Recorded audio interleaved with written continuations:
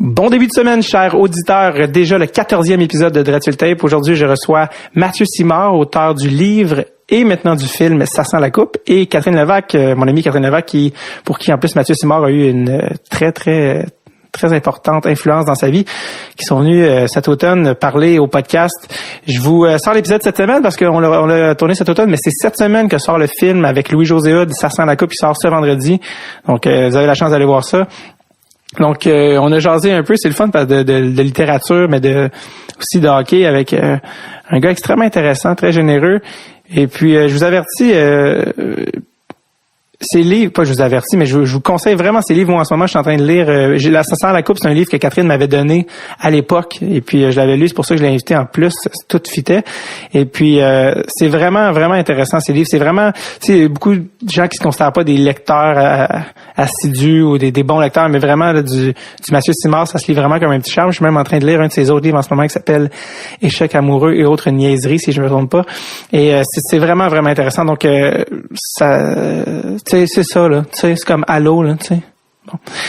Donc, à force de m'exprimer comme un adolescent, je vais juste vous laisser à l'épisode. Donc, voici mon entretien avec deuxième fois que j'ai fait à troisième, parce qu'il y a eu troisième triumvirat de Dreadful Tape. Donc, voici mon entretien avec Mathieu Simard et l'humoriste Catherine Levac.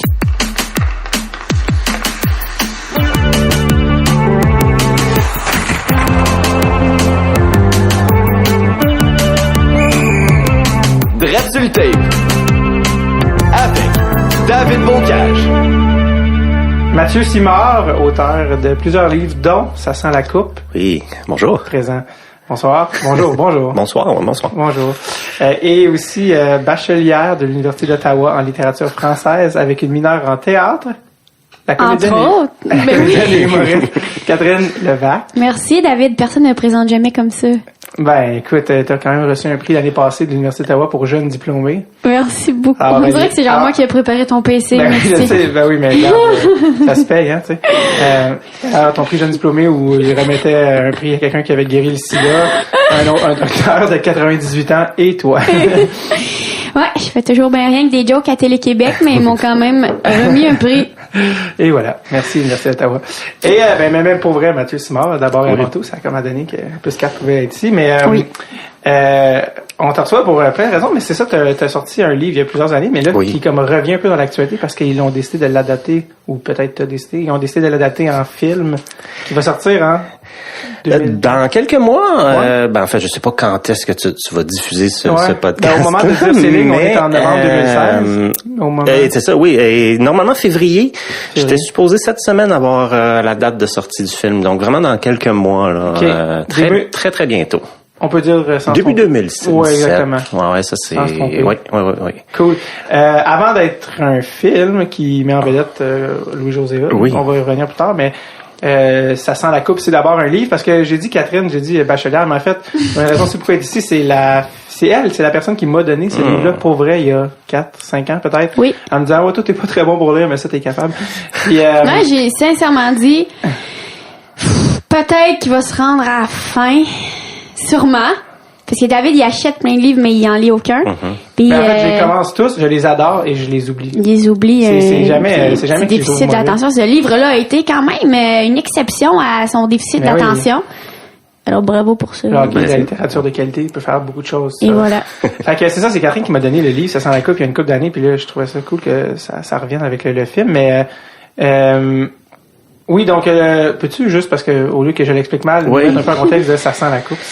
Ça sent la coupe, le roman, écoute, c'est sorti. J'ai tellement dit livres que tu vois, j'en lis pas beaucoup. Non, mais c'est correct, juste pas que le monde pense que c'est un livre d'images. Oui, c'est vrai. J'ai fait des photos. C'est pas un feuillet, là. La plupart des livres de hockey que tu vas voir au runway, c'est des biographies fun stories, mais ça, c'est un roman de fiction. Donc, voilà. Oui, donc, et c'est sorti en 2004, à l'automne 2004. Donc, ça fait 12 ans maintenant.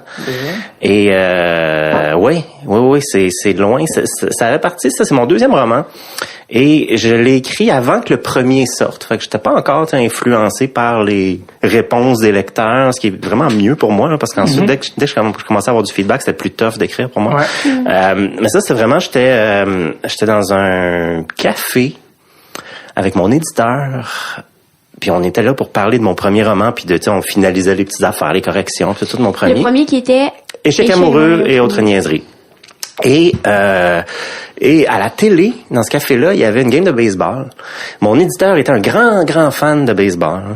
Puis il m'a dit, ça serait le fun qu'à un moment donné, quelqu'un écrive un roman où chaque chapitre, c'est une game de la saison des Expos ou d'une équipe de baseball. Okay. Et moi, j'aime le baseball, mais pas plus qu'il faut, là, pas religieusement, mais le hockey, pas mal plus. Là, je me disais, ah oui, pourquoi pas? Pourquoi pas faire ça avec une saison du Canadien? Ouais. Et la saison allait commencer à ce moment-là. 2003-2004, la saison 2004. Ouais, c'était 2003-2004. Ben, dans le livre, c'est celle-là. Dans le livre, c'est la saison 2003-2004. Ouais, c'est ça. Moi, je suis mélangé parce que dans le film, c'est une autre saison qu'on a pris. Bon, on en parlera. On va y venir tantôt de parler de l'adaptation. Ouais. Mais donc, ça m'a vraiment allumé. J'avais le goût de faire ça, de faire comme un journal intime d'un partisan du Canadien qui regarde toutes les games de cette saison-là. Et donc, chaque chapitre correspond à une game, commence par le résultat de la partie. Ouais. Et 93 chapitres. 93 chapitres, parce que les playoffs. Ouais, exactement. 82 de saison régulière, puis les playoffs. Et c'est ça, j'ai commencé à l'écrire réellement en temps réel. J'écrivais vraiment le chapitre après la game. Littéralement. Au début. J'ai fait ça pendant 10 games à peu près. Okay. Après ça, j'ai perdu le fil, puis je me suis mis à juste regarder les games puis prendre des notes. Ouais. Parce que ça marchait pas, là. C'était pas... Puis de toute façon, je suis pas capable d'écrire juste un petit bout puis là d'attendre. Fait que j'aimais mieux attendre la fin de la saison puis tout écrire en ramassé parce que c'est comme ça que j'écris, là. J'écris rapidement. Une fois que je suis prêt à écrire, j'écris rapidement. Puis là, ça marchait pas d'écrire juste, c'est comme 3 pages puis d'attendre 2 jours la prochaine game. Ouais. Puis, fait que je prenais des notes sur les games elles-mêmes, là, pour avoir la vérité dans le roman, là, sur qui a compté tel but quand. C'est toutes les vraies games, c'est tous les vrais scores. C'est toutes les vrais scores, toutes les vraies games, toutes les vraies anecdotes des games qui sont décrites là-dedans. Mais bon, c'est pas non plus un roman sur la saison du Canadien. L'idée, c'était que la saison du Canadien, c'est le décor pour une histoire de ce gars-là, d'un gars qui reçoit du monde chez eux tout le temps, puis qui se sent tout seul pareil. C'est un peu ça le thème là, de l'espèce de solitude malgré le fait que t'as une gang. Là. Ouais. Puis ça, c'est très, je suis très dans l'anecdote tout le temps, puis ça marchait bien avec justement ce format-là de game de hockey, puis de gars qui regardent religieusement les games comme si la vie tournait autour du hockey, alors que finalement ils se retrouvent souvent à pas regarder la game parce qu'ils jasent entre eux de leurs problèmes avec leur blonde. C'est drôle parce qu'à chaque fois que les gens dans la vie veulent regarder une partie, ils appellent un ami, veux-tu venir regarder la game? Puis il dit non, je travaille. Puis toi, ton travail, c'était de regarder les games. C'était formidable. Tu peux pas manquer de game. Non, mais c'était vraiment, cette année-là, j'étais obligé de regarder les games. Et c'était, ma blonde tripait pas, puis moi, c'était comme, j'ai pas le choix. Tu sais, je suis obligé. Ouais, c'est ça. Oui, t'aimerais ça qu'on aille avec tes amis faire un petit quelque chose, mais non, faut que je regarde. Cela dit, il y en a quelques-unes que j'ai manquées, mais je les enregistrais. VHS, super. 2003-2004. Pour les regarder, oui, c'est ça. Pour les regarder le lendemain, prendre des notes. Pour vrai, là. Puis, oui, je les regardais pour vrai. On parle de bien avant Canadien Express puis tout ça. Oui, c'est ça. Ouais. Mais j'aimais ça. J'aime encore beaucoup regarder le hockey, mais à ce moment-là, j'étais vraiment dans une période où ça me faisait triper. Après ça, j'ai eu comme un down parce que regarder ça avec autant d'intérêt, puis pas un intérêt juste de fun, mais d'un intérêt professionnel en quelque part. Ça, je trouve ça tough. Puis depuis ce temps-là, je respecte beaucoup le travail des journalistes qui doivent se taper toutes les games à chaque année. Puis en parler en faire un compte rendu, différemment à chaque fois. Puis tu sais, je suis pas mal sûr qu'il y a bien des soirs où est-ce qu'ils se disent, hey, je sauterais cette game-là, mais tu sais, ça me tenterait pas de la regarder cette fois-ci, puis ils sont obligés de le faire, mais bon, c'est la job, là. Tout devient un travail, dans le fond.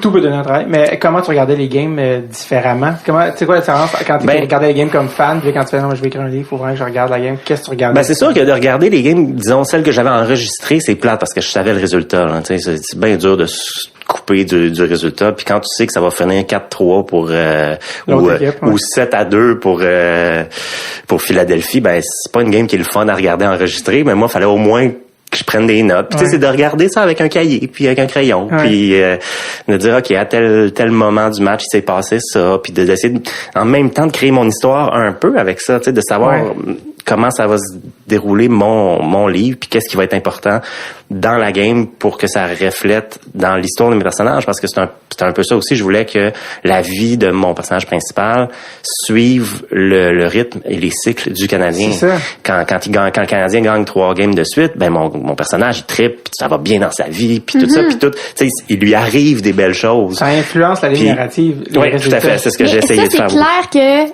l'exercice un peu était de d'écrire en fonction de la saison du Canadien. Ouais. Ça, c'était Peu importe ce qui se passait dans leur vie. Oui. Je voulais qu'il y ait ça, cette courbe-là, tu sais, vraiment. Puis quand le Canadien perd, ben ça va mal dans sa vie. Mais est-ce que des fois, t'avais des idées qui concordaient pas avec ce qui se passait dans le Canadien, puis t'étais comme si seulement il avait gagné. Parce que oui, mais tu sais, ça ce qui est le fun avec le fait d'écrire un roman, par opposition, par exemple, à écrire un film ou de la télé, c'est que le roman, t'as une liberté, de nombre de pages.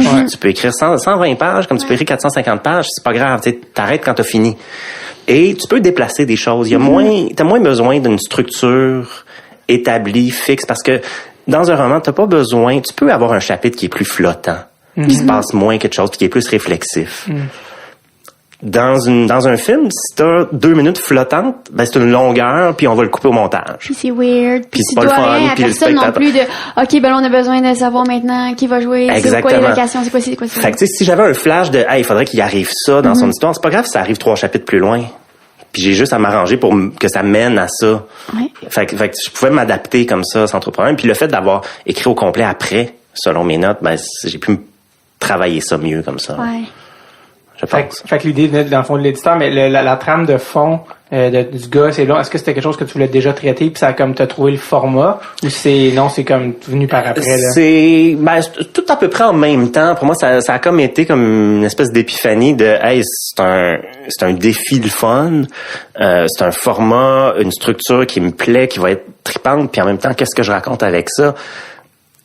Tout venait de soi, là, le gars dans son salon, puis il y a une espèce de huis clos dans le salon du gars devant sa grosse télé, puis tous ces rebondissements amoureux, puis tout ça, c'est comme tout venu d'un coup. Okay. Je sais pas, c'est toujours bizarre l'inspiration, là, c'est toujours les pires questions, là. Qu'est-ce qui t'inspire? Non, je sais, c'était tu dis je voulais écrire un roman avec telle ligne narrative. Finalement, dans le fond, il t'a suggéré l'idée, t'as fait ça va rentrer là-dedans. En fait, ça a commencé avec la structure, ça a commencé avec le concept. C'est ça. Puis ensuite, naturellement m'est venue cette histoire-là à raconter, mais c'était pas j'avais une histoire à raconter, puis là j'ai essayé de rentrer la structure dedans. Là. C'était vraiment le concept de un chapitre par game qui m'a allumé beaucoup. Puis ensuite, c'est ça, je me suis arrangé pour que ça fonctionne avec une histoire. Puis le personnage s'appelle Mathieu. Oui. Tu t'appelles Mathieu. Oui. Lui, c'est Mathieu avec 2 T. Oui, moi aussi. Puis toi aussi. Ouais. Est-ce que c'est un peu autobiographique ou pas? Non, mais ce que je dis toujours, mes 3 premiers romans, le personnage s'appelle Mathieu. C'est un peu je m'amuse avec ça. Il y a ce qu'il appelle l'autofiction. Oui. En fait, moi, quand je l'écrivais, je savais pas. Le terme autofiction était beaucoup moins présent à ce moment-là. Et c'est pas quelque chose que je connaissais vraiment. Fait que je me suis pas dit, je vais écrire de l'autofiction. Je vais écrire ça, je m'amuse avec ça, justement, à jouer avec la ligne, c'est-tu vrai, c'est-tu pas vrai. Puis c'est toujours le fun. Ensuite, les lecteurs qui te posent la question, t'es-tu vraiment arrivé, puis tout ça. Dans mon premier roman, Échec amoureux et haute niaiserie, un personnage qui s'appelle Mathieu, à un moment donné, il vole un petit tracteur qui déneige les trottoirs, parce qu'il est là, il marche, puis il y a personne dedans, puis c'est comme son trip depuis toujours d'aller comme juste faire un tour de tracteur, puis il écrase une fille, puis il broie la jambe, tu sais. Mais je me suis fait demander, ça t'es-tu vraiment arrivé? Non, mais tu sais, c'est mon trip de prendre un personnage qui me ressemble, puis de lui faire vivre des choses qui, moi, m'arrivent pas, parce que si je racontais ma vie à moi, ça serait plate en maudit, là, tu sais, je suis pas... J'ai rien de spectaculaire dans ma vie, mais c'est toujours le fun de dire comment je réagirais s'il m'arrivait telle affaire. C'est comme ça que j'ai écrit mon premier roman, puis c'est pas mal comme ça que j'ai écrit Ça sent la coupe aussi, en me disant, hey, si j'avais plein d'amis qui venaient chez nous tout le temps, comment je dealerais avec ça? Parce que moi, je regarde le hockey tout seul. Je suis pas j'ai ma gang de chums qui regardent aussi le hockey, mon équipe de ballon-ballet, on se parle de hockey, puis mais on regarde pas les games ensemble. J'aime pas ça regarder les games en gang parce que tu regardes pas le hockey. Ouais, je sais exactement de quoi tu parles.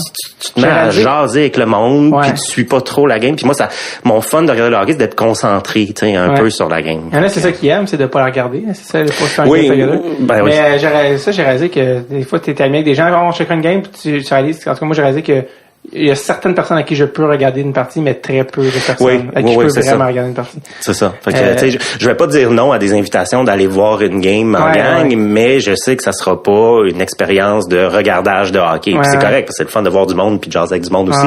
Mais disons que en série, je vais jamais regarder les games dans un bar ou dans un parce que la distraction faut que je sois concentré sur la game. Quand les gens te demandent si des trucs sont vraiment arrivés, comme par exemple l'affaire du broyeur, oui. tu serais-tu tenté d'inventer des histoires par rapport, tu sais, genre tu pourrais t'inventer des trucs, est-ce que ça t'est vraiment arrivé de broyer la jambe d'une fille? Oui, j'ai fait de la prison, c'est en prison que j'ai écrit le livre. Oui, j'ai tu vois, dans cette histoire-là, non mais j'aime ça, c'est jamais clair si oui ou non, puis tu sais je réponds toujours un peu flou aussi, laisser entretenir ce doute-là, c'est sans litige en ce moment. C'est ça, je préfère on s'en reparlera une autre fois, tu restes sérieux là-dessus, fait que le monde doute, mais c'est toujours le fun. Puis tu sais, encore une fois dans Échec amoureux et autres niaiseries, il y a une nouvelle parce que c'est comme toutes des nouvelles avec le même personnage puis les nouvelles s'entrecoupent puis se répondent l'une à l'autre. Puis il y en a une, c'est le Mathieu, le personnage en question, il est dans le métro le matin, ça va au travail, puis bon, il se sent pas bien, il est un peu malade. Puis là, il vomit sur les pieds d'une fille. Puis finalement, ça se retrouve à être son genre de pick-up line, de vomir sur les pieds de la fille, parce que là, il prend ses souliers puis il veut les remplacer. Puis là, en tout cas, ça fait longtemps que je l'ai pas lu, je me souviens même plus comment ça se passe réellement. Catherine? Mais ça... Catherine, c'est comme ça que ça se passe? Je me rappelle plus. Non, mais je me souviens de ça. Mais je sais pas qu'est-ce qui se passe, mais je me souviens de ça. Ben, en fait, c'est ça. Ça, c'est un exemple de texte avec un bon déclencheur. Puis finalement, ce qu'il y a après, ça doit pas être très bon. Mais je pensais que tu en allais parler de l'affaire que t'avais peinturé une fille. Ah oui, ça, on me l'a demandé souvent aussi, oui. Mais c'est parce que ça, c'est maudit, parce que l'affaire de peinturer une fille, c'est vraiment weird, puis tu fais pas ça. Mais c'est pas comme broyer la jambe de quelqu'un, peut-être. Tu l'as fait, tu comprends ce que je veux dire? Fait que c'est comme, ça, c'est différent. Ah oui, oui. Tu sais, vomir sur quelqu'un dans le métro, c'est comme, ben, ça serait plate, mais peut-être c'est arrivé. Très réaliste. Tu sais, c'est plus accessible J'ai vu majoritairement des choses pires que ça dans le métro. La plupart des choses que j'ai vues dans le métro sont pires que vomir. Tu vois, cette histoire-là, parce que dans les faits, j'ai jamais vomi sur les pieds d'une fille, mais j'ai quand même vomi dans le métro, mais pas dans la rame de métro. Je me suis rendu, je suis sorti puis je suis allé dans la poubelle qui était juste là. C'est vrai que j'ai vomi puis là j'ai collé malade à job puis je suis rentré chez nous puis j'ai écrit cette nouvelle-là. C'est vraiment ça, tu me demandes si je prends des éléments de ma vie à moi puis là je les envoie vers, mais si ça m'était arrivé pour vrai dans le métro sur une belle fille, qu'est-ce qui aurait pu se passer après? Puis là, je m'amuse avec ça. Puis ça sent la coupe, c'est un peu ça, tu sais, je regarde les games seul chez nous, mais qu'est-ce qui se passe si j'ai un ami qui vient la voir puis qui me raconte ses histoires ou la question que j'ai le plus eu pour ça sent la coupe, c'est t'as-tu fait un trip à 3 là, tu sais, avec puis c'est toujours drôle, tu sais, j'étais en entrevue à la radio puis on me demande ça. Puis là, qu'est-ce que tu réponds à ça? Tu sais, si c'est oui ou si c'est non, c'est pas intéressant, tu sais, c'est pas fait que mais tu vois, c'est une partie de la game pour moi. Que d'avoir un personnage qui s'appelle Mathieu, d'écrire ça à la première personne, puis de mettre ça dans des lieux qui sont vrais, avec des vrais commerces, des vrais noms de produits, des vrais, tu sais, aller dans l'hyper-réalité, ça permet justement de jouer avec la tête du lecteur, puis ça, je pense, ça ajoute une petite coche le fun pour ce genre de livre-là qui est à moitié dramatique, mais qui a aussi pas mal d'humour dedans, ben, ça rend ça encore plus le fun, moi, je trouve. Vraiment, parce que c'est drôle en plus, parce que tu disais, là, quand t'as vomi pis t'as collé off, t'es allé à... Chez vous, tu l'as écrit, ton employeur de l'époque fait dire que t'es pas assez malade pour pas rentrer, mais assez correct pour écrire une nouvelle. Bon. Mais c'est ça. Mais le pire, c'est que tu vomis de même le matin, là, après ça, t'es correct, là. Ouais, c'est ça. T'es top shape, là. Tu sais, j'aurais pu aller travailler, mais tu sais, quelle belle, tu sais. Je mens pas si j'ai dit que j'ai vomi dans le métro puis il va pas me dire rentre pareil, tu sais. Fait que c'est où tu travaillais à l'époque? Je travaillais dans une agence de publicité dans le Vieux-Montréal. Puis mais c'était correct, tu sais, j'avais droit à mes journées de maladie. J'en ai pris plusieurs sans être le moindrement malade. Fait que là, au moins, j'avais été même malade un peu. Je le méritais. Ah oui, c'est ça. Le livre, parce que je voulais dire d'entrée de jeu, parce que c'est vraiment un livre agréable. Aussi, je veux que les gens sachent, pas seulement pour les fans de hockey. Je veux dire, Catherine, tu l'as lu avec aucun intérêt à la base pour le Canadien ou la saison. Oui. C'est un livre qui est extrêmement intéressant à la fois pour les gens qui sont pas fans, parce que c'est quand même la trame narrative qui est au cœur du livre, mais qui est vraiment le fun pour les fans aussi, parce que c'est comme si ce livre-là prend les fans de hockey puis les amène à lire d'autres choses, puis prend les fans pas de hockey puis les amène à lire un truc dans un contexte de hockey. Je trouve que c'est ça qualité un peu du livre qui est cool. Oui, effectivement, j'ai eu beaucoup de lecteurs qui étaient frileux au départ parce que ça parle de hockey, puis tu sais moi mais il avait aimé un autre, puis maintenant ce qui est le fun, j'en ai quelques-uns des romans qui sont publiés, puis les gens qui aiment mon plus récent, le premier, tout ça, ben ils veulent lire tout ce que j'ai écrit, fait qu'ils vont le lire pareil en se disant ouais, mais tu sais bon, OK, ça parle de hockey, je vais le lire pareil, puis finalement ils sont tous surpris parce que tu peux très bien ne rien connaître au hockey, ne pas t'intéresser à ça, puis suivre le fil sans problème. Tu sais, c'est sûr que oui, il y a des références de trucs de hockey, mais c'est pas important dans l'histoire, c'est pas, puis c'est du décor. Tu sais, moi c'était ça l'idée, c'était d'avoir un décor le fun. Le film c'est la même chose, là. On a travaillé fort pour que ça soit un décor, puis que ça soit pas un film sur le hockey. Est-ce que, dans le fond, la saison dictait un peu le narratif du... C'est-à-dire que, tu sais, mettons, la saison 2003-2004, pour remettre en contexte. Oui. Ben, moi, je m'en souviens très bien. Le meilleur Canadien à cette époque-là, Mike Ribeiro. Oui. C'est le meilleur marqueur, Michael Ryder. Oui, oui, tous les personnages dans le roman portent le prénom d'un joueur de cette époque-là. Sauf Mathieu.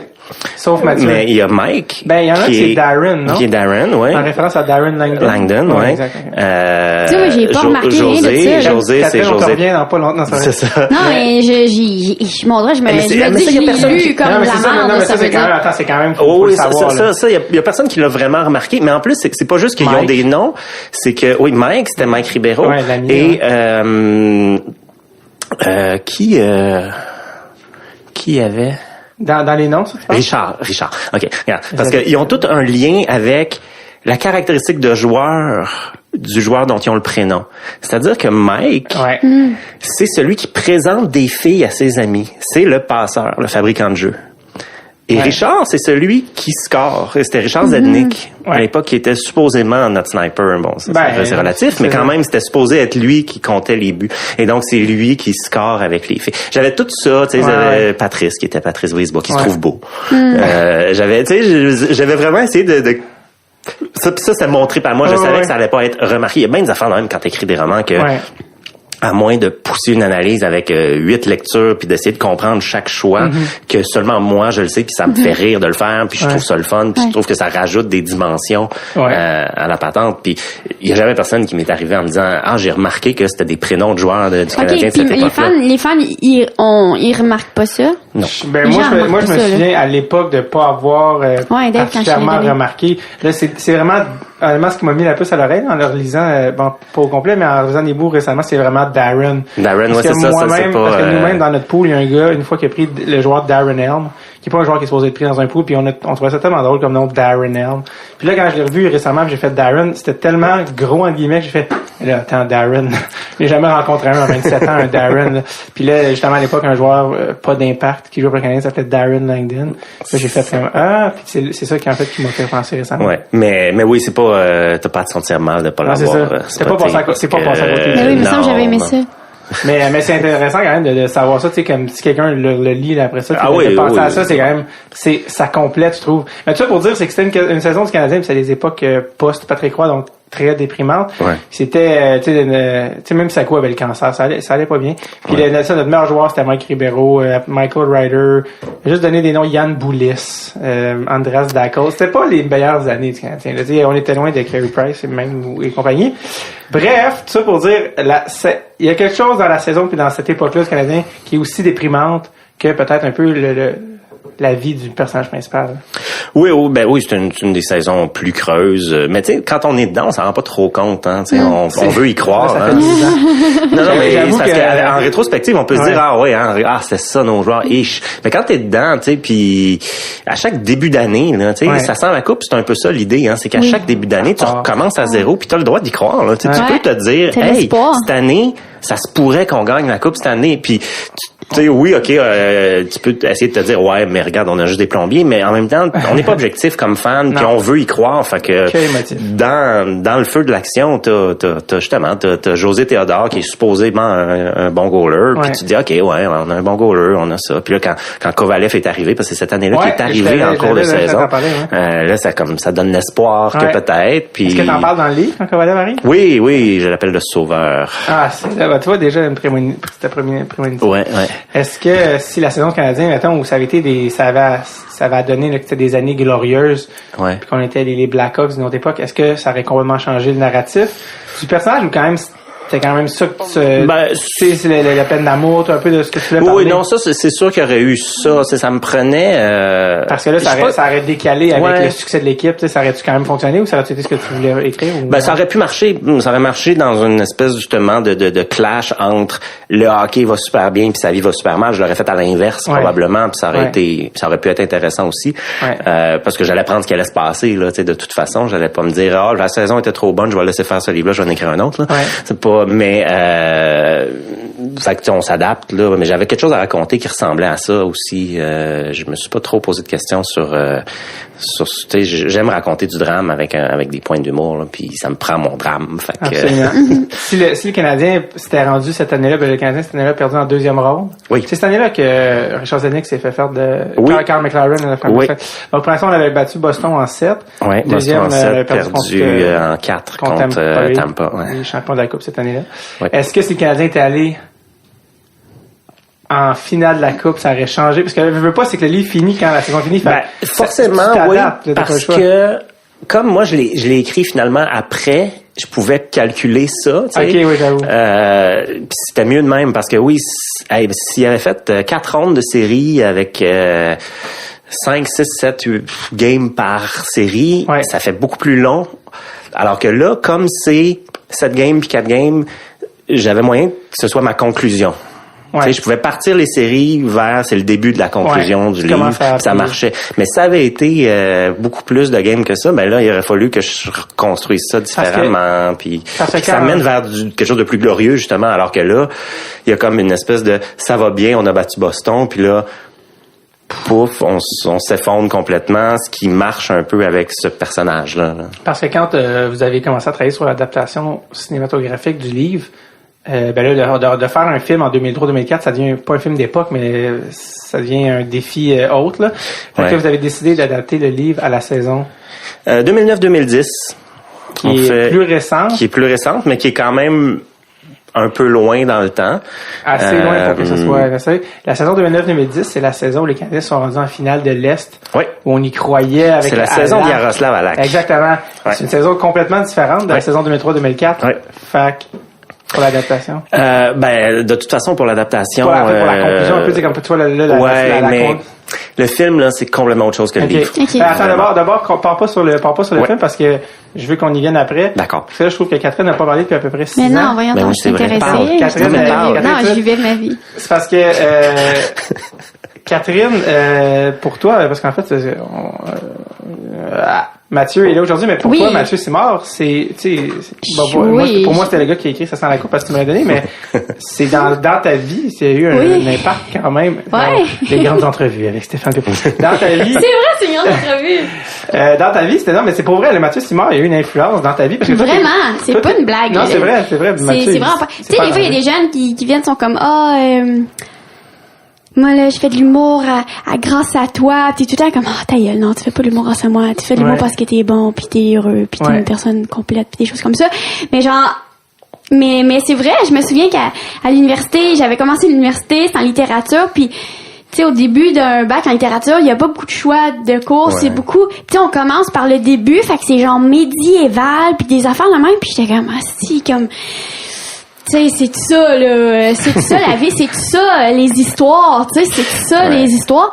Puis là, à un moment donné, j'avais découvert... Puis je trouve qu'aujourd'hui, peut-être, tu vas me corriger, peut-être j'étais juste pas au courant, mais...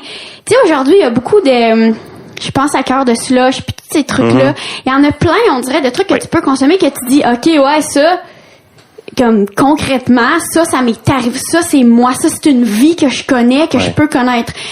Et on dirait que moi, quand j'étais plus jeune, quand j'étais au secondaire, quand j'arrivais à l'université, il y en avait moins.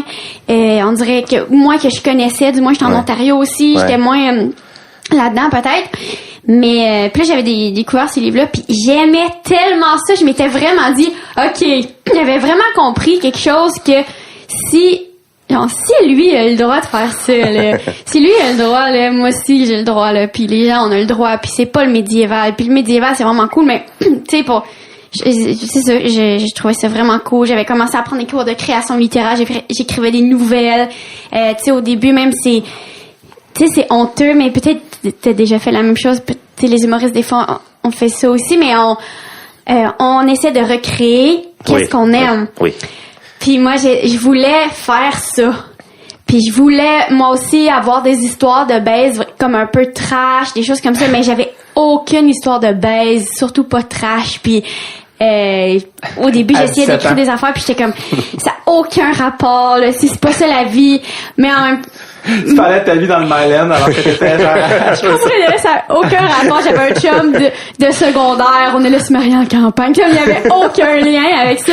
Mais quand même, j'ai essayé de faire ça. Puis à un moment donné, j'ai compris, OK, non, pour que ce soit bon, écrire des choses. C'était dans les cours, on lisait nos nouvelles, on lisait nos trucs. Puis là, j'avais compris que, OK, il faut un peu que ça parte de toi. Des choses que tu connais, des choses peut-être que t'as vécu, tu parlais du vomi. C'est exactement notre job d'humoriste, c'est de faire, moi aussi, si je vomis dans le métro, c'est certain qu'il y a quelque chose qui va arriver. Il y a un numéro là. Puis oui, ça va être exagéré. Puis oui, tu disais là que les gens qui te demandent en entrevue, le trip-à-3, c'est-tu vrai? Même moi, souvent, quand j'écris un numéro, je me dis, j'ai-tu envie? Tu sais, on parle beaucoup de censure, là, dernièrement, puis je me dis souvent, OK, moi, ma censure, c'est pas tant sur, OK, ça va te faire de la peine ou je sais pas quoi, c'est juste, j'ai-tu envie que le monde m'en parle de ça? T'sais, j'ai-tu envie que le monde me dise, hey, t'as fait ça, moi aussi, ça m'est arrivé. Hey, comment ça s'est passé? Hey, pourquoi tu portes... Oh, ouais, ça, c'était arrivé. C'est là, moi, ma censure, c'est ma seule censure. Bref. Alors, c'est pour ça que je suis ici aujourd'hui au podcast. Moi, je suis jamais ici. C'est vrai, c'est la seule fois que... C'est la seule fois que... Voilà. Mais c'est ça mon lien. Cela dit, c'est vrai qu'à cette époque-là, c'était beaucoup moins courant que maintenant. Oui, le trait vrai, le trait plus axé sur l'anecdotique. L'anodin cool. L'anodin cool, mais le trait humain jeune qui raconte ces histoires comme ça existait. Stéphane Bourguignon le faisait. D'ailleurs, ça a été une de mes inspirations. Tu sais, on essaie toujours de... C'est lui qui a écrit tout sur moi. On veut pas dire copier, mais oui, qui a écrit tout sur moi. C'est pas copier, mais c'est pas nécessairement conscient en plus. C'est non, c'est juste inconscient. Oui. C'est juste que, tu sais, ça t'allume. Si tu lis quelque chose qui te fait du bien, qui te ressemble, tu te dis, hey, c'est super cool à lire, ben, forcément, quand t'écris, tu te dis, je veux faire ça moi aussi pour d'autres. Tu sais, je veux avoir cet impact-là sur d'autres. Fait que, ça veut pas dire que tu vas écrire de la même façon, mais ça te donne un repère de ce que toi t'aimes. Puis moi, j'écrirais pas quelque chose que j'aimerais pas lire non plus. Fait que... Tout artiste en début de carrière ressemble beaucoup à ses influences. Forcément. Début de carrière, forcément. Parce que tu essaies de recréer inconsciemment ce que tu... Mais aussi les dialogues, il y a beaucoup de dialogues dans ce que tu écris. Puis moi, je me souviens là, au début, j'étais comme, oui, c'est sûr, parce que j'ai étudié en théâtre aussi. Puis souvent, ça, c'était comme un beau mix de, narration, tu sais, les deux étaient là, tu sais. Puis j'écrivais, puis là, il y avait tout le temps des dialogues, puis souvent... Puis là, je relisais, puis je faisais, pourquoi t'as mis un dialogue? Parce que ça te tentait, mais rien qui a été dit. Tu sais, j'ai essayé de m'améliorer des fois. Mais en tout cas, bref, ça m'avait inspiré. Faire du monologue, écrire du monologue, ironiquement, mais... ironiquement, pas du tout, je trouve. Parce qu'il y a aussi, j'avoue qu'il y a aussi du dialogue sur la scène. C'est que ça, Dave, Puis là, mon père me dit, non. Fait que moi, j'étais comme, de quoi tu parles? Ben, parce que c'est que ça qu'on fait, en fait. Du faux monologue, dans le fond. Ouais. Tu sais, est-ce que tu savais en temps ici que tu allais apprendre que tu étais un peu responsable pour Catherine Levac? Non, mais c'est super flatteur, c'est super le fun. Oui, c'est vraiment pour ça que je suis ici. Moi, je viens jamais ici, je trouve ça loin. Je trouve ça loin. On est dans Rosemont, pour ceux qui pensent qu'on est à Pointe-aux-Trembles. Non, on est tellement loin dans Rosemont, on est proche du... Parce que, je sais pas ce qu'on est, là. Qualité à 5 minutes. Oui, je sais, mais on est loin. On est proche du stade olympique. Non, on est proche de... Excusez-moi. Comme si c'était une location secrète dans un bunker. On est proche du stade olympique, donc on est proche des raffineries. Donc c'est vrai que c'est loin. D'ailleurs, quand on était à l'école de l'humour, c'est là qu'on s'est rencontrés en 2011. Oui. En deuxième année à l'école de l'humour, il faut qu'on fasse un projet où on interview. C'est un projet de français. On doit interviewer un artiste établi. Je pense que c'est même supposé être un humoriste. En tout cas, je sais pas. Établi. Et moi, par exemple, j'avais rencontré Anthony Cavana. On a parlé de sa carrière en français, très cool, tout ça. Tout le monde rencontrait un artiste établi. C'était ça vraiment. C'était pour pratiquer l'entrevue et être en contact avec quelqu'un qui fait ça pour vrai. Puis Catherine était comme... Puis Puis, c'est pas ça que c'est pas. En fait, elle voulait, elle avait pas d'humoriste, je pense qu'elle aimait vraiment, ou je sais pas trop, ou qu'elle était vraiment interpellée. Puis la seule personne qui voulait écrire, puis à qui elle a écrit, c'est à toi. Puis t'avais répondu ta gueule, je m'en crise de tout. Non, mais c'est ça, je suis avec tout le monde, là, c'est pas... Fait que bref, c'est toi qui avais écrit, parce que je me sais pas, vas-y, reprendre le collier pour la suite, là, mais... non, c'est pas ça. Je veux juste dire, puis après ça, tu compteras ta ça, mais que finalement, elle l'a jamais fait, ce travail-là. Finalement, elle a juste fait qu'ils sont comme, non, mais là, parce que vraiment, tu voudrais que tu rencontres telle fille, puis elle avait même fait booker des rendez-vous de force par, comme, lundi, tu rencontres telle fille, je l'ai appelé, c'est fait, ah ouais, tu l'appelais, puis t'as cancellé. Puis finalement, parce que en fait, c'est ça, tu t'es rendu compte, t'es allé voir la secrétaire, je sais pas celle qui s'occupait, t'as dit, mais ce projet-là, là, si je le fais pas, c'est quoi les conséquences? Puis t'es comme, ben ça, tu vas avoir ça. Ouais, non, mais les conséquences par rapport à, tu sais, je vais avoir mon diplôme. Ouais. Et finalement, le prof, il a dit, moi, comme là, faut vraiment que Catherine, là, tu t'assures qu'elle fasse son projet. J'ai jamais fait son projet. Donc, bref, parce que c'est la seule personne qu'elle voulait rencontrer. Non, mais c'est parce que c'est ça, moi, c'est parce que tout le monde avait des nice humoristes à rencontrer qui avaient influencé leur vie. Moi, j'y consommais pas d'humour dans ma vie tant que ça, hein. Et juste un petit peu plus tard, tu sais, je pouvais pas appeler du monde d'SNL, tu sais, j'avais pas personne que je suis comme cette personne-là, là. Hey, j'avais vu un show d'humour dans ma vie, c'était Louis-José. Je m'en rappelle à peine parce que j'étais Karine Gauthier. Oh, j'aurais peut-être pas de son. En tout cas, j'étais avec une amie, puis on a. Non, elle sait pas, voyons donc. J'étais avec une amie, puis cette fois-là, je me souviens, elle avait eu ses premières règles au show de Louis-José. Ça allait tellement upstager le show, là. J'ai aucun souvenir. Oui, donc, Karine a eu ses premières règles, là. C'était à Saint-Jérôme. On s'en fout de Louis-José, là. J'ai rien écouté. J'étais comme, j'en reviens pas, tu sais. Puis, ça, c'est de la nodin cool. Oui. Non, mais j'en revenais pas pour vrai. Puis, en tout cas, j'avais pas vraiment vu de show. Puis là, j'avais dit, est-ce que je peux faire autre chose? Parce que les auteurs à l'école d'humour avaient le droit de faire n'importe quoi, eux autres, parce que eux autres, c'est pas pareil. Mais c'est pareil, parce qu'on est auteur. Puis moi, là, j'aimais pas ça, cette nuance-là de, toi, vu que t'es auteur, t'as le droit de faire. Eux, ils écrivaient un truc, Dave, là. Il y avait ce privilège. Moi, j'étais comme, hey, c'est pas vrai que je vais rencontrer. Je sais même pas tu sais, je sais c'est qui Jean-Michel Anctil, mais à cette époque-là, j'étais comme, oui, un monsieur à Canal D. Je savais pas c'était qui. Puis là, c'est important aussi que tu rencontres quelqu'un qui est important pour toi. Fait que là, puis même Mathieu Simon, le prof, avait fait comme, ouais, mais c'est pas ça le travail. Fait que là, j'avais demandé, je t'avais écrit, t'avais pas répondu, puis j'avais dit, je pense même pas que t'avais vu mon message. Sûrement que mon message était tombé dans autre ou quelque chose comme ça. Puis là, j'avais juste fait, je le fais pas, là, c'était ça ou rien. Puis le prof disait, voyons. Parce que moi, je suis très première de classe, hein, puis que il faut que tout le temps j'ai A+, puis c'est super important. Puis là, il avait dit, c'est parce que là, j'ai dit, là, c'est ça. Moi, j'ai A+ dans tout. Si j'ai 0 dans quelque chose, je vais pas couler, là. Puis au lieu d'avoir genre 95, j'ai eu 70%, qui est une piètre note dans ma vie, une des pires notes de ma vie, 70%. Puis là, c'est ça qui s'est passé avec le travail de Mathieu Simon. C'est drôle de dire une première de classe. J'étais en première de classe que j'ai pas fait le travail parce qu'elle respectait pas. Non, mais parce que les gens, le prof était vraiment comme, pourquoi il fait pas le travail? Puis j'étais comme, je peux vraiment pas le faire. Là, fait que t'as eu comme une des pires notes de ta vie parce que je t'ai pas répondu. Sur Facebook. Là, je me sens vraiment très mal. Non, mais tu sais, quand t'es à l'école de l'humour, les notes non, mais elle vient de dire que c'est important, tu sais, pour elle, les notes. Mais oui, c'était je me sens terriblement coupable. Mais aujourd'hui, on se rend compte, je vais rentrer chez nous, je vais répondre à ton courriel. Retrouve. Catherine, en 2012, va recevoir les notes. Mais oui, c'est parce que... Mais aussi, je veux dire que de manière un peu honteuse, que j'avais déjà écrit peut-être 2 fois avant, comme sur genre... Sur MathieuSimard.com? Oui. Là, Mathieu, il y a des choses à expliquer aujourd'hui. J'ai écrit plein de fois, Mathieu, genre... Mais je suis le moins professionnel par rapport à ça. Je me sens tellement mal. Je suis pas...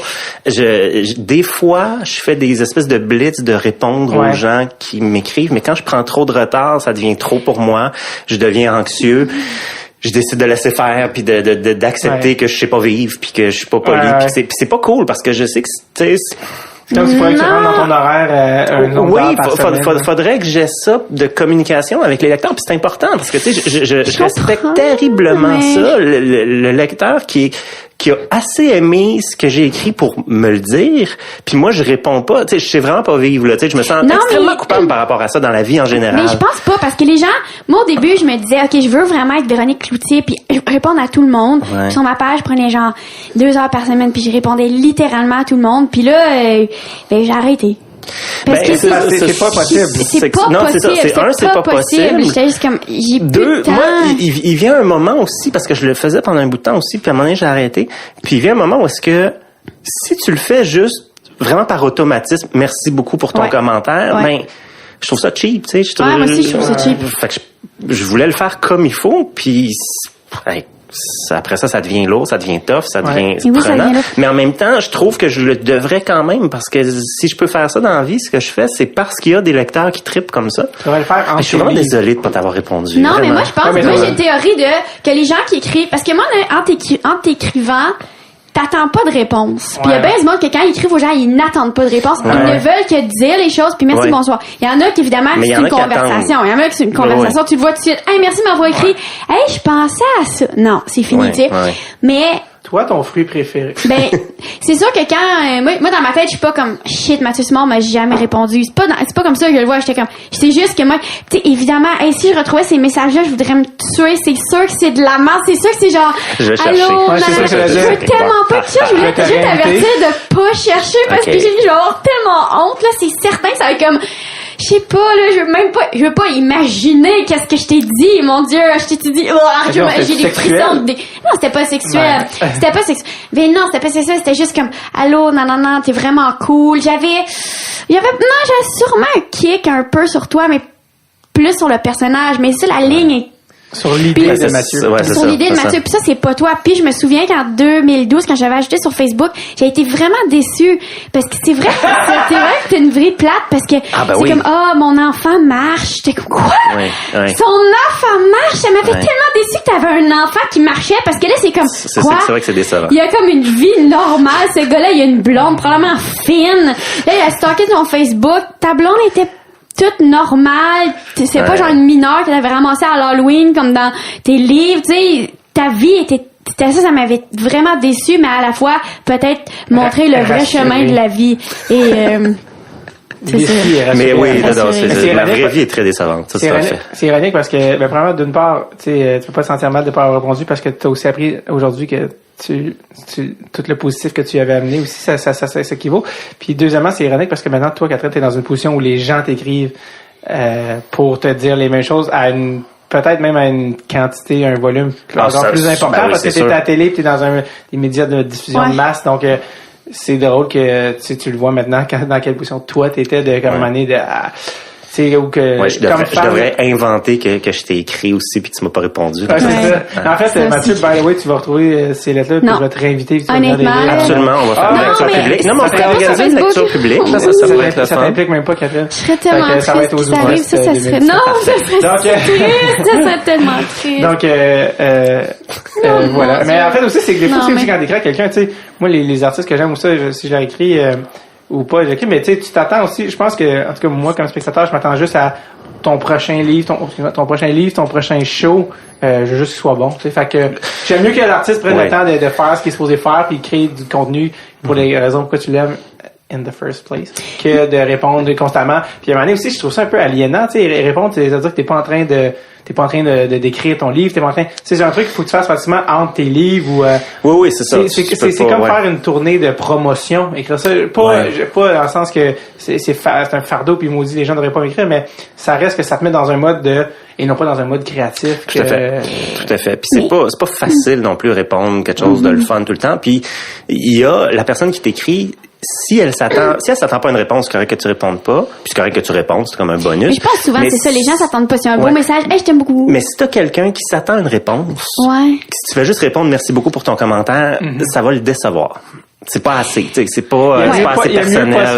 Probablement que c'est mieux de pas répondre que de répondre quelque chose de générique comme ça. Parce que Facebook peut... Ça, c'est ma rationalisation pour me sentir bien. Mais aussi, je pense que parce que Facebook a des... C'est resté dans le mystère. C'est mieux d'être mystérieux que d'être plat. Oui. Toi, t'es resté avec ton image c'est sûr que mystérieuse de Mathieu. Alors, si je t'avais répondu, désolé, je peux pas, mon enfant marche, là, t'aurais été vraiment déçu. Moi, je pense que j'aurais été tellement déçue, là, puis je me souviens, là, oh mon Dieu. Tu sais, quand tu lis là, un livre, là, t'imagines c'est où, c'est quoi le lieu, c'est pas sûr. Puis souvent, inconsciemment, c'est des lieux que tu connais. Je me souviens, moi, quand j'étais petite, je lisais Harry Potter. Tu sais, le donjon, c'était la cave quand j'étais petite chez ma grand-mère, mais avant d'avoir vu les films, mettons, tu sais, puis je me disais, arrête d'imaginer que c'est dans la cave, mais c'est ça que ton cerveau fait. Puis je me souviens que quand je pense à ces livres-là, quand je pensais à toi, puis les histoires, puis tout ça, c'était vraiment... C'est dans mon premier appart sur King Edward à Ottawa, quand j'étais à l'université d'Ottawa. Puis là, j'avais relu des petits bouts de ça. Pourquoi j'arrête pas de penser à l'appart sur King Edward, genre ma chambre, puis les petits motifs, puis le sofa-lit, puis tout ça. Puis ah oui, c'est vrai, ça se passait là. Ça se passait exactement là, tu sais. Ça en dit long aussi de tes souvenirs des livres de Mathieu. Souvent, ça en dit long sur, en fait, c'est l'époque à laquelle tu les as lus. Ça te rappelle, toi... T'avais quoi, 17, 18 ans? Tellement. Ça me rappelle qu'est-ce que je voulais. Je trouvais ça donc... Oh mon Dieu, j'ai honte. Je pense à tout qu'est-ce que je pense, puis j'ai honte. Mais non, c'est pas de la honte, là. C'est juste comme... C'est la même chose quand tu repenses aux vêtements que tu mettais il y a 10 ans. Non, je sais. Là, j'étais juste comme, oh mon Dieu. Mais là, c'est quelque chose d'important et de positif. T'as parlé tantôt des lieux, tout ça. Moi, c'est drôle parce que à cause de Ça sent la coupe, en lisant, des fois, je me sens que je prenais des trucs, des bars à Montréal comme Champs. Oui. Quand tu parles du Champs, puis à chaque fois que je passais devant le Champs, j'étais comme, puis maintenant je suis rentré dedans, c'est miteux à souhait, mais je veux dire, juste de créer un peu dans l'imaginaire, mais justement, peut-être contrairement peut-être à Harry Potter ou à Poudlard qui est d'imaginaire fictif, de comme non, c'est un endroit sur Saint-Laurent où tu peux aller check-in game, puis qui ancre un peu le narratif puis dans du réel, puis ça aussi, ça fait partie un peu du style. Oui, ben c'est ça. Moi, je trouve ça le fun d'avoir des repères réels comme ça, que tu sais, si quelqu'un qui connaît pas la ville, c'est correct aussi, il va juste le lire puis ça va être plaisant. Ouais. Mais quelqu'un qui sait précisément c'est où. Parce que je me souviens, j'étais au primaire, j'étais en 5e année, puis on avait lu un livre de science-fiction de Daniel Cernine et à un moment donné, aux 2/3 du livre à peu près, dans une poursuite d'auto, il passait sur ma rue. Non! Sur ma rue à moi, il y avait le nom de ma rue décrit. J'avais capoté. Vraiment, ça avait été... Et ce roman-là avait été ma lecture préférée de l'année. Puis je sais que c'est juste à cause de ça. Parce que c'était spécial, ça parlait de ma rue. C'est comme si tu avais été tiré par les cheveux dans le roman. Ça m'est resté comme étant quelque chose de le fun. D'où l'idée, surtout dans mes premiers romans, d'établir des vraies rues, des vrais lieux, des vrais bars, des vrais... Puis je trouve ça le fun d'avoir ce repère-là. Puis ça fait qu'on s'identifie à ça vraiment. C'était une rue passante genre Saint-Denis? Non. C'était proche de l'Université de Montréal. Fait que tu sais, c'est comme... Puis je pense que l'action dans le roman, mais c'est loin, là. Mais l'action dans le roman, c'était à l'Université de Montréal. Puis pour partir de là, il passait par... J'espère que c'était pas la rue Gatineau. Non. Parce que c'est ma rue où j'habite. Mais moi, au risque de me répéter, c'est quelque chose que j'aimais vraiment dans les livres. Puis j'étais comme, bon, enfin, quelque chose de vrai, genre, OK, ça existe. OK, je sais c'est où. Bon, OK.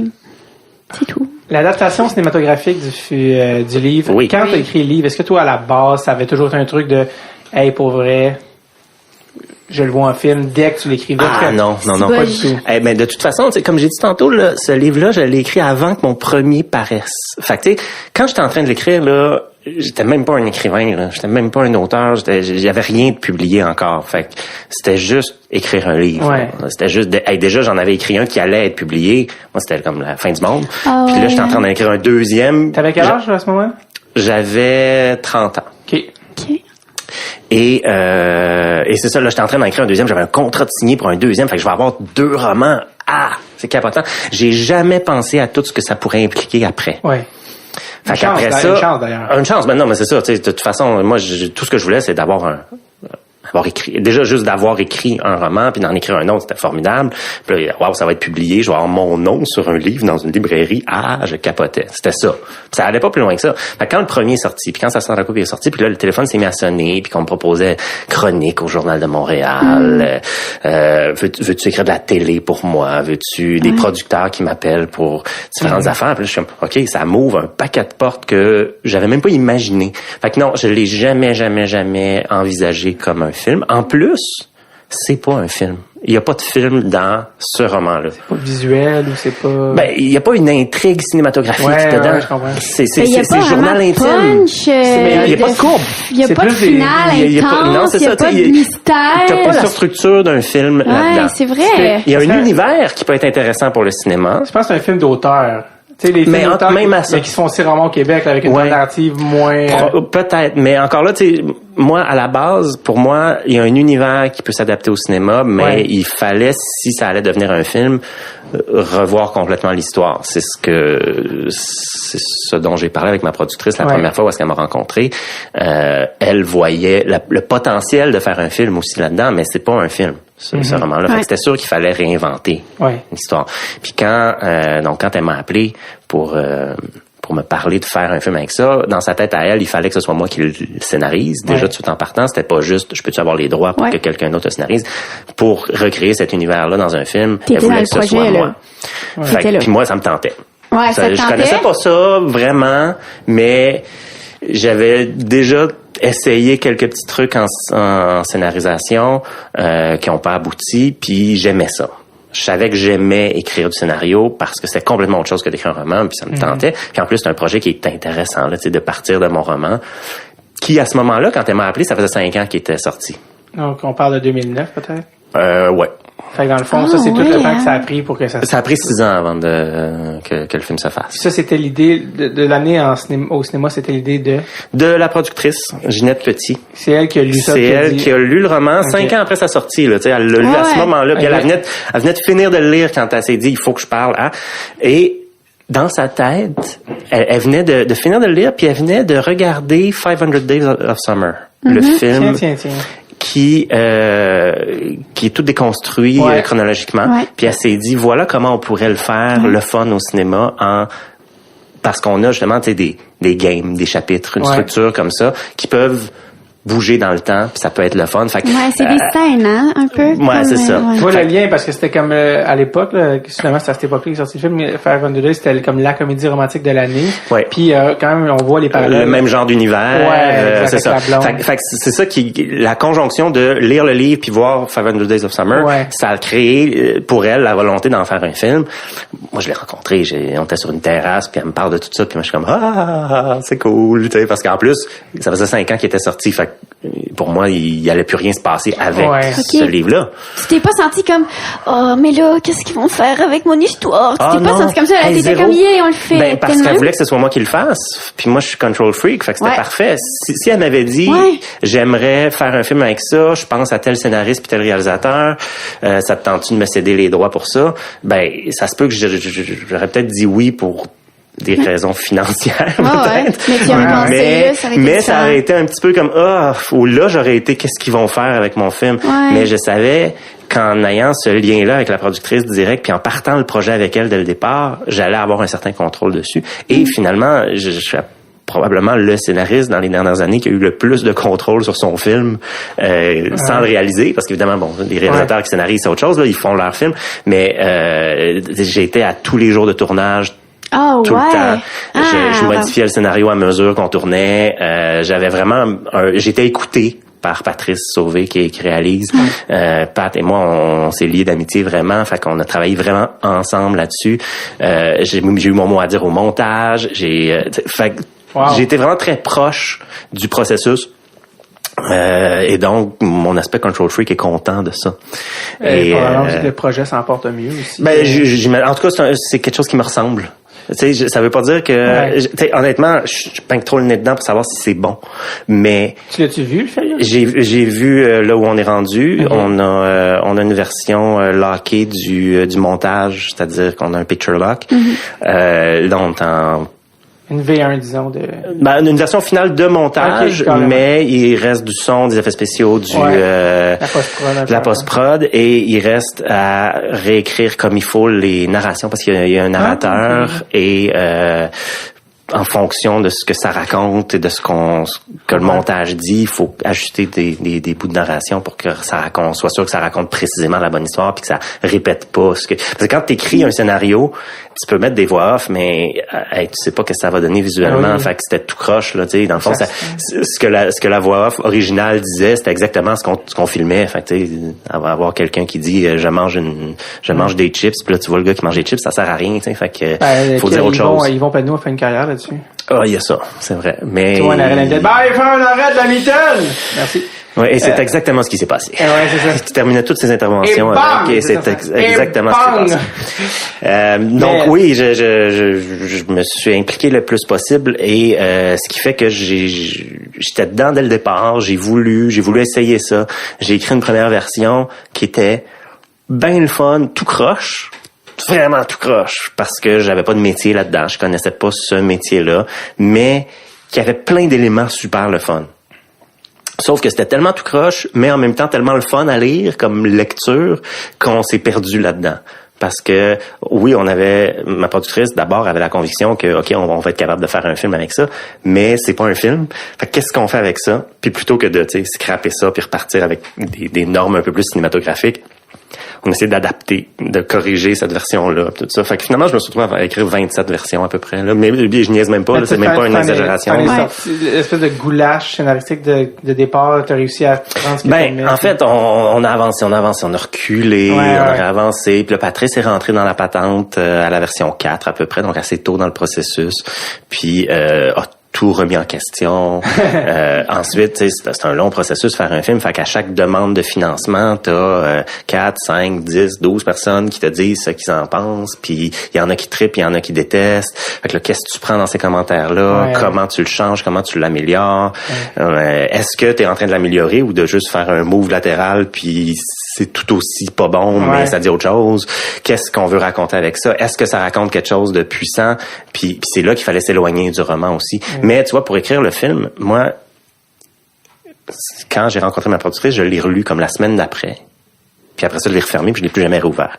Ah ouais, hein? Puis je l'avais pas lu depuis des années, là. Je l'avais pas lu depuis qu'il était sorti. Fait que je l'avais pas lu depuis 5 ans. Je l'ai lu une fois comme faut, là, tu sais, pour m'imprégner. Mais c'est quoi le feeling de relire quelque chose que t'as écrit il y a longtemps? J'aime pas ça. C'est quoi, hein? J'aime pas ça, vraiment. Et je le fais pas, tu sais, ça, j'ai été obligé de le faire parce que c'est ça. Mais autrement, je le fais pas. L'autre jour, par curiosité, je me suis replongé dans un de mes romans, puis j'ai comme pas aimé ça. C'est pas un feeling le fun de me dire je l'aime pas, je le lirais pas, tu sais. Fait que je l'ai mis de côté, puis je veux plus faire ça là. À moins d'avoir une obligation de le faire, mais non, mais ça sans la coupe, je l'avais bien aimé quand je l'ai relu. Quand tu l'as relu, c'est ça. J'avais trouvé ça le fun, mais je l'ai relu juste pour me réimprégner de l'univers, puis me dire OK, c'était ce genre d'histoire là qu'on racontait. Mais là, j'ai tout réinventé. Et finalement, avec tout le chemin qu'on a fait, on se retrouve avec quelque chose qui est pas si loin que ça. Finalement. Du roman. C'est-à-dire que les gens vont reconnaître certains éléments du roman, certaines anecdotes, probablement un univers aussi, parce que c'est un univers qui me ressemble.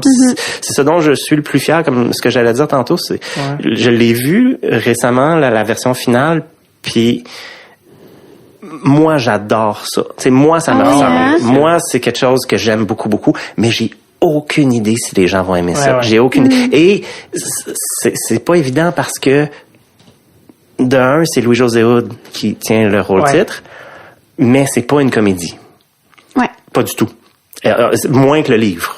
Tu sais, c'est beaucoup plus un drame parce que pour en faire un film profond puis qui dit quelque chose d'intéressant, il a fallu créer une histoire qui est dramatique, tu sais, puis moi je suis plus dans ce beat là de ce temps-ci. Fait que ça a été ça, puis fait qu'il y a quelques gags, mais c'est pas ça qui fait le film et c'est pas une comédie. Fait que est-ce que les gens sont prêts à aller voir un film avec Louis-José qui n'est pas une comédie? Pour lui, c'est formidable. Pour nous aussi, c'est le fun d'avoir pour une première fois Louis-José Hood dans un premier rôle dramatique.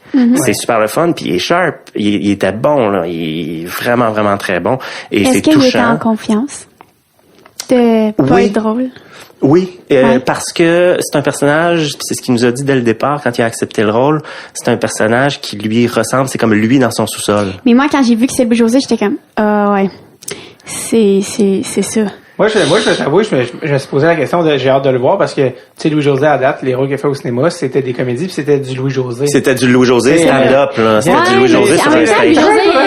C'était cette musicalité-là de funner, puis c'est ça qu'ils voulaient, les producteurs qui l'engageaient pour les comédies. Puis là, de dire, je vais l'amener dans un contexte, complètement différent. Mais en même temps, comme tu as dit, qui lui ressemble dans le fond dans la vraie vie. Oui. Moi, je trouve que c'est Louis-José dans sa vraie vie, justement. C'est ça, je veux pas dire que Louis-José,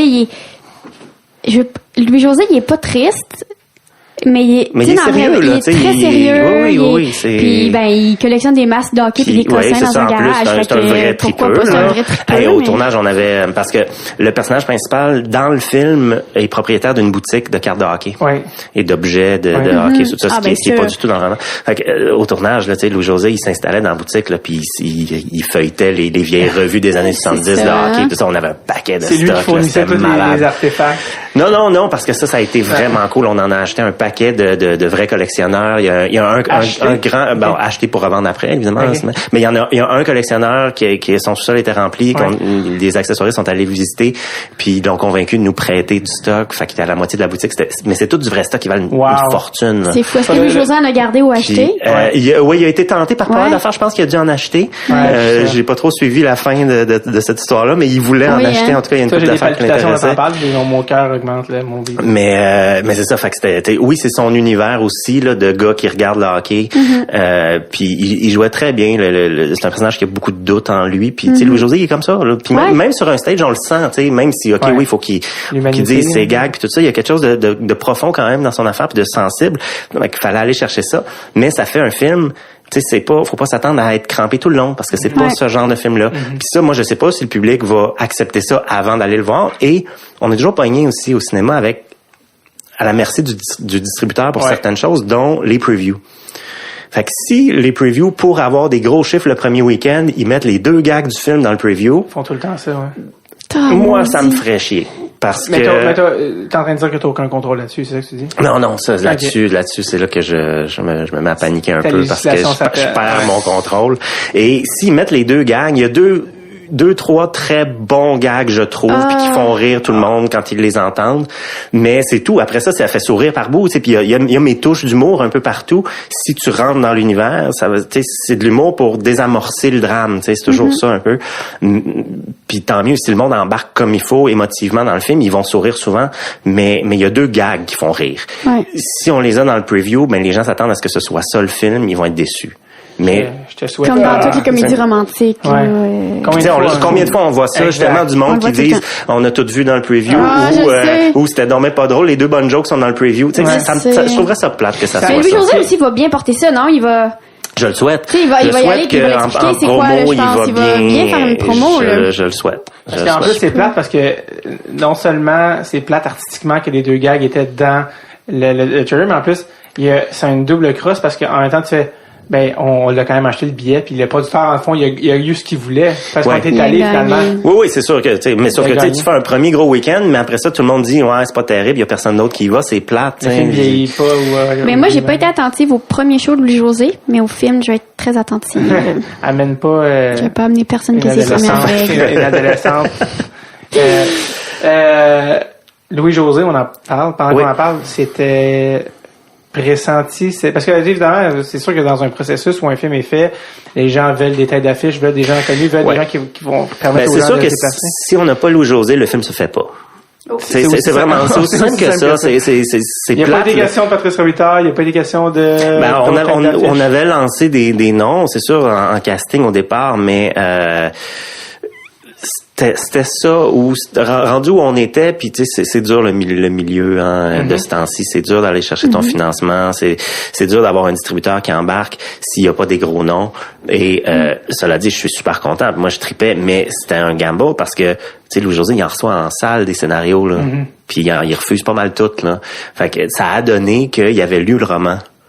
Il l'avait lu, hein? Une fan lui avait donné en disant ça te ressemble. Pour vrai, puis il l'avait lu l'année d'avant, je pense, ou quelque chose comme ça. Fait que tout de suite en partant, il connaissait l'univers, tout ça lui a donné le goût de lire le scénario. Il a lu le scénario, il a embarqué. Puis nous, c'était super. Mais quand on a lancé les noms, tu sais, on en avait quelques-uns. Mais pas beaucoup d'assez gros noms pour jouer ce genre de rôle-là, pour que ça fasse notre affaire. C'était... fait que oui, on est toujours un peu poigné pour avoir des têtes d'affiche qui vont attirer du monde. Mais cela dit, tout tourne pour le mieux parce que au début du tournage, nous, avant la première journée de tournage, je parlais avec Patrice, puis notre grosse inconnue, c'était... Patrice Sauvé, oui. C'était Louis-José. Il va-tu être capable? de jouer ça. On a-tu un comédien? Parce que c'est pas un comédien, puis il nous l'a répété plein de fois, puis il était très humble par rapport à ça. Mais c'est pour ça que j'ai demandé s'il était confiant dans ce rôle-là. Il était confiant dans le rôle, mais il était très stressé. Quand on a fait la première lecture, tu vois, il était stressé, c'est normal, puis ça l'est, mais oui. Puis pour nous, c'était comme... On arrive au tournage, on a des comédiens de métier autour, là, tu sais, des vrais, des Patrick Drolet, Émilie Bibeau, Juliane Côté, je pense qu'il y a. Juliane, qui est là-dedans, plein de bons comédiens, vraiment le fun, puis t'as Louis-José, puis on l'aime tout, puis on aime sa vibe, puis il y a du charisme, mais on a un film dramatique avec des silences, puis du doute, puis du bégaiement, puis des affaires de même. Il est dans toutes les scènes du film. C'est son film. Littéralement. Il est littéralement dans toutes les scènes du film. Fait qu'il faut qu'il puisse rendre ça pas pire. Puis à la fin de la première journée, Pat puis moi on s'est regardé puis c'est comme on a un comédien. Est-ce que de son côté il avait fait s'était préparé d'une manière spéciale, du coaching, je sais pas n'importe.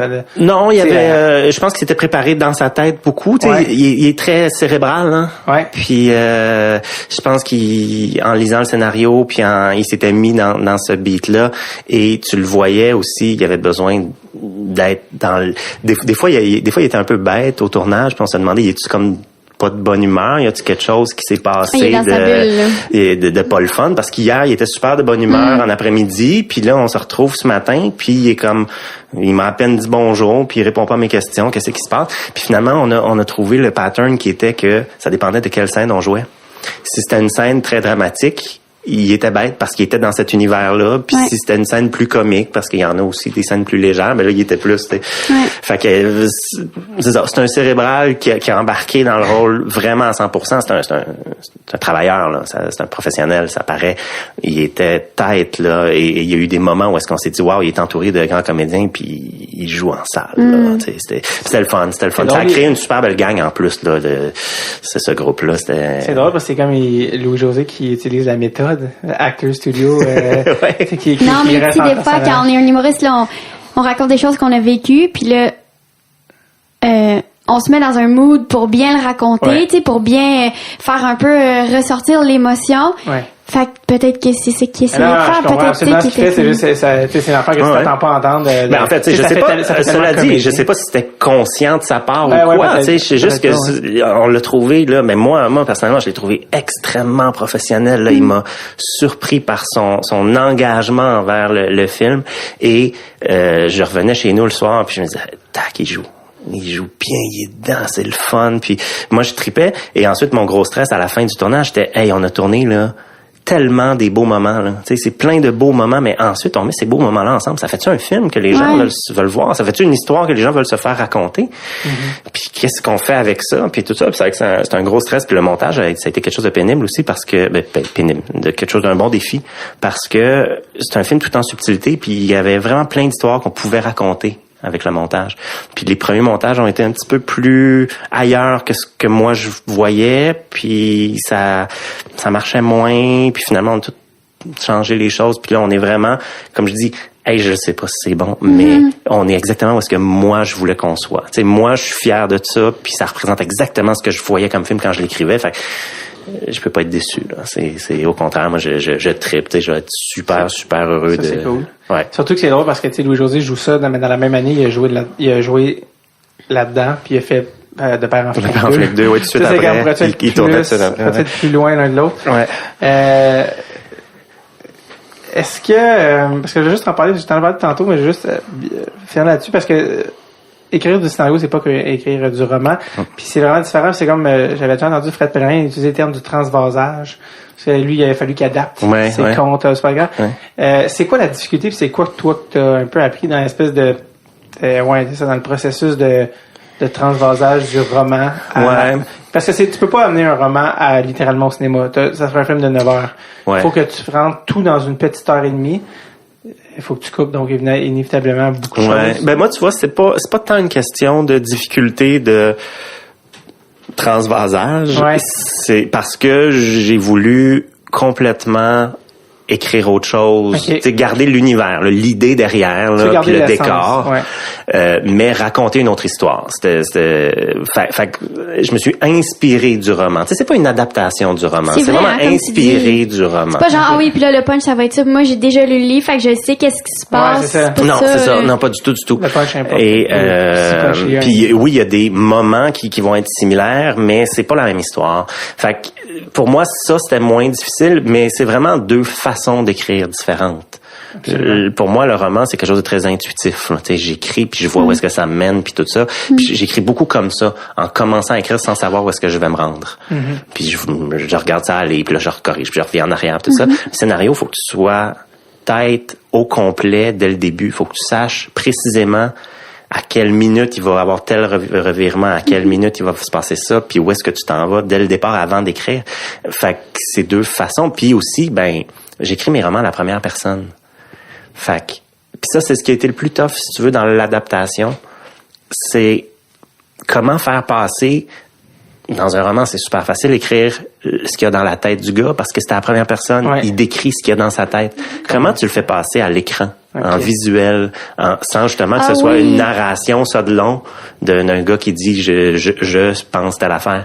Comment tu rends la détresse, le vide intérieur, tout ça, qui peut être décrit avec des images à la première personne dans un roman, dans un film. Ça a été ça le plus gros défi, puis je pense qu'on a réussi. Mais comment tu fais ça? Comment tu réussis à extérioriser? Tu oublies.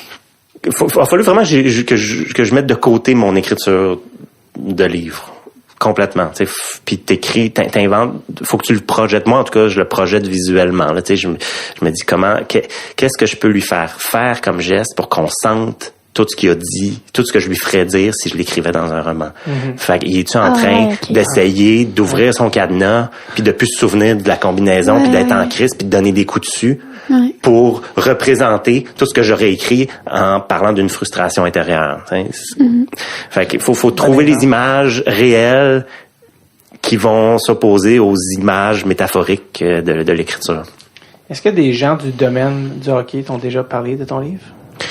Quelques journalistes sportifs, mais pas des joueurs, des anciens qui t'ont jamais on t'a dit. Non, un des frères Molson qui est avec nous pour le film a trippé sur le scénario, a trippé sur le film, mais avait lu le roman aussi. Puis il nous a aidé parce que tu sais on a tourné au Centre Bell, on a pour les droits pour la Ligue nationale, tu sais il fallait avoir l'équipe canadienne en fond. Oui, on a des images de toutes les games de cette saison-là parce que tu sais j'ai hâte. Oui, parce qu'ils regardent la télé, fait que ça nous prenait les images, faut qu'on les voit. Ah, c'est vrai. Fait que c'était de la saison 2009-2010. De la saison 2009-2010. Ensuite tous les noms qui sont nommés, les noms de joueurs. Tu sais, si tu nommes Mike McPhee, ça te prend l'autorisation de Mike McPhee. Ah ouais, ok, je sais pas. Ouais. Si tu vois une pierre de hockey de Maurice Richard, ça te prend l'autorisation de sa succession. Tu sais, tous les objets de hockey, là, ça nous prenait, tu sais. Mais dans le livre, là, est-ce qu'on peut nommer n'importe quoi? Oui. C'est ça la différence. Oui, beaucoup plus. D'ailleurs, parlant de nommer, j'étais très curieux parce que la dédicace de ton livre, est-ce que tu t'en souviens? C'est quoi la dédicace? Non, du tout. Brian Scrudland. Exactement. Oui. Ah, ça dit juste, s'il y en a des gens, c'est à leur femme, leur enfant. Ouais. Toi, ça dit juste à Brian Scrudland, joueur des Canadiens des années 80. Ouais. Pourquoi Brian Scrudland? Pour rire. Ok, c'est ça. Je trouve, tu sais, il y a des livres pour lesquels j'ai fait des dédicaces sérieuses, puis ça, tu sais, ça donne le ton, hein. Un petit peu, tu sais. Là, c'est de dire, ok, je me prends pas au sérieux. Fait que prenez-moi pas au sérieux avec ça. Brian, c'est comme si je disais, hey, Timo, c'est l'année. Est-ce que moi j'aimerais. Faut que Brian. J'ai un chandail de Timo, c'est l'année. Faut que Brian. Ah ouais, c'est elle. Des Jets. Ah ben incroyable, mais comme justement, superbe pose. Mais voilà, mais moi j'ai le blanc. Il est bleu ici. Faut que Brian Scrudland sache. Faut que quelqu'un lui envoie une copie et par contre il parle peut-être pas. Non, est-ce que tes livres ont été traduits? Non. Mais là. Tu peux les traduire. Mais ça gêne-toi pas. Ben écoutez, je vais arrêter le podcast tout. Faut vraiment que j'aille. Non, mais parce que tes livres aussi, on se demandait ça justement avant que tu arrives tantôt, Catherine et moi. Ça a quand même été, mais je pourrais pas mettre de chiffres dessus, mais ça a quand même, je crois, été un succès. Oui. C'est vraiment des très très bons succès. Pas mal tous mes livres parce que les deux premiers ont très très bien marché. Fait qu'ensuite t'as une base de lecteurs puis mes lecteurs sont formidables parce qu'ils sont passionnés. Tu sais, c'est pas juste, ils trouvent ça le fun, ce que je fais. Ils trippent vraiment au point de racheter toutes les autres, puis de vouloir toutes lire, puis tout ça. Et je suis tellement choyé de ça, c'est super le fun. Parce que j'ai un univers très particulier, j'ai une façon d'écrire aussi qui est assez unique, tu sais, c'est pas... mais non, donc oui, ça c'est super bien vendu. Puis avec, tu vois, la version que tu as, c'est la version de le format poche. Ouais. Ben, c'est la seule que j'ai réussi à trouver ces temps-ci. Oui, parce que l'autre n'existe plus. Mais ce qui est le fun avec les formats poche comme ça, c'est que c'est éternel. Ouais. C'est-à-dire que ça se lit très bien aussi. C'est pas les vrais une première édition, à partir d'un certain moment, les libraires en vendent plus, ils les retournent puis c'est fini. Un format poche, ils en réimpriment dès qu'il en manque. Tout le temps. Puis tous mes livres sont en format poche, sauf Douce Moitié. Donc c'est le fun, c'est parce que ça permet de continuer à en vendre 12 ans après. Et je continue à en vendre d'ailleurs, c'est super le fun. Là, je suis en train de travailler, on le réédite pour la sortie du film. Ben oui. C'est quoi le chiffre, nombre de en vente?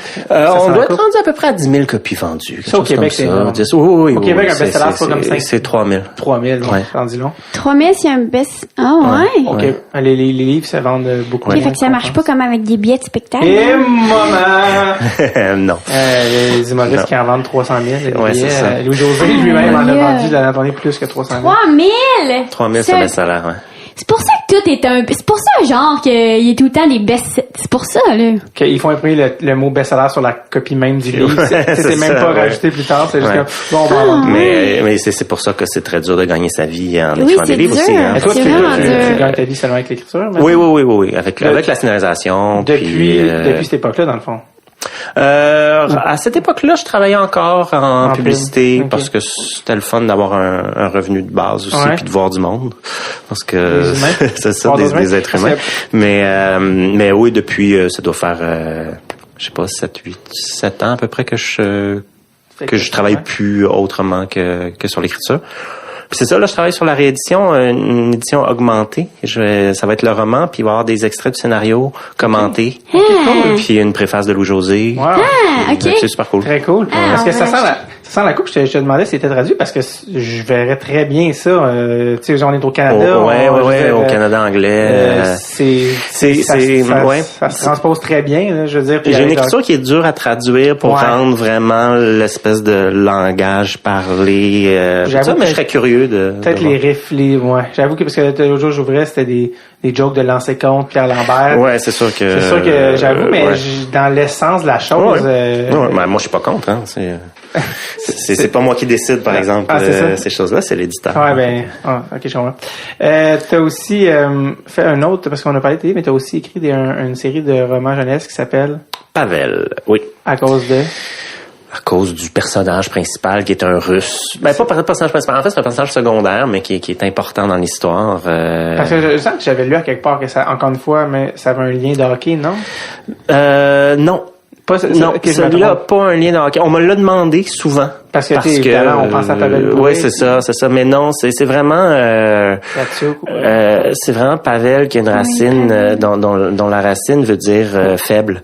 Et c'est un personnage qui est tout faible, tout... c'est ça. Ouais. Mais c'est un Russe.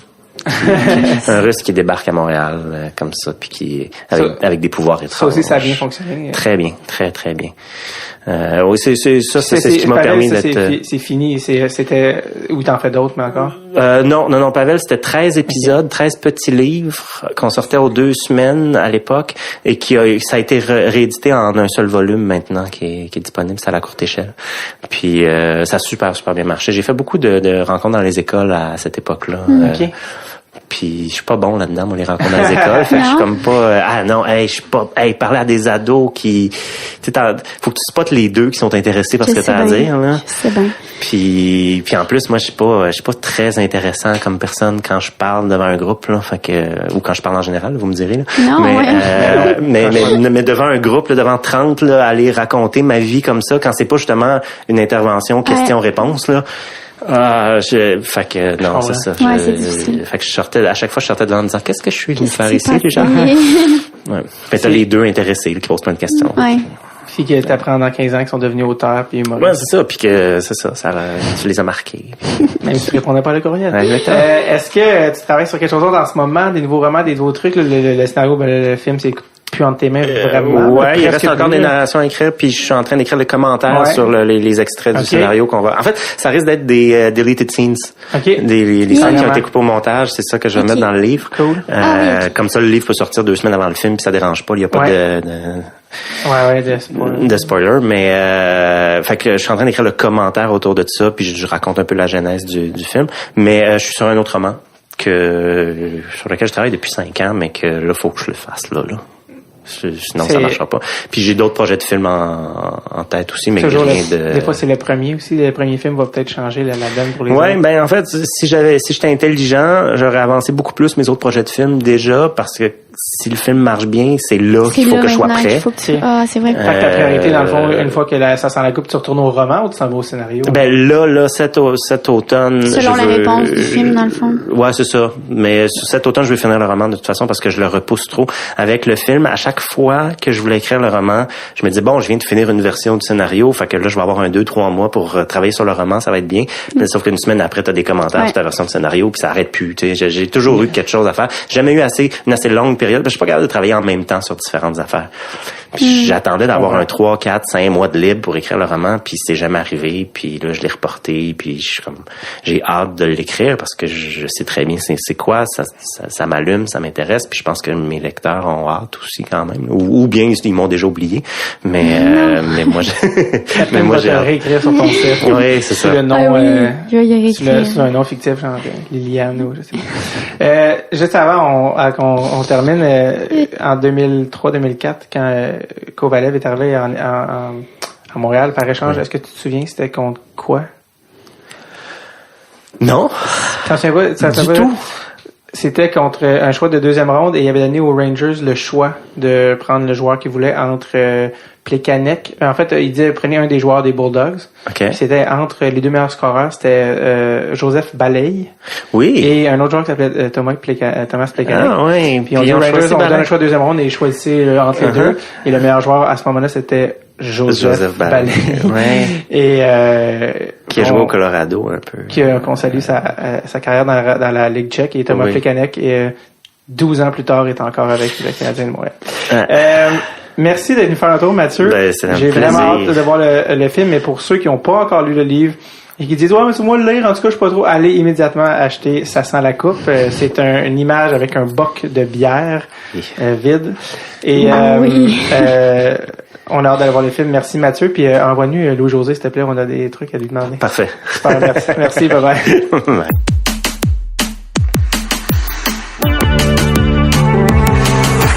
Yes, merci à Mathieu, merci à Catherine aussi que j'ai complètement oublié de saluer à la fin, que j'ai juste dit OK, bye Mathieu, puis j'ai raccroché.